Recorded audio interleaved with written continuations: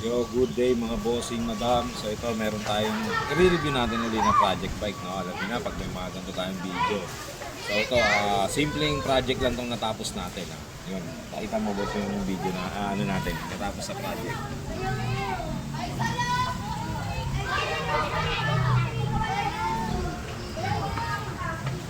So yun, ito yung tinatawag natin na cruiser na classic. So ito, budget meal lang to. Nakita nyo naman, simple pero may dating, no? So yun, naka-wide side na rin na gulong, naka-fender.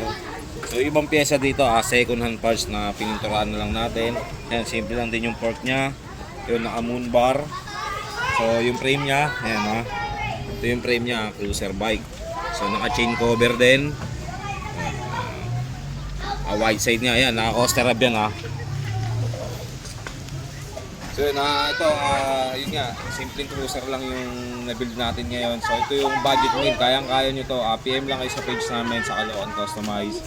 Yun, kung gusto nyo ng iba-ibang design, PM lang kayo. Yun, salamat, kita soon.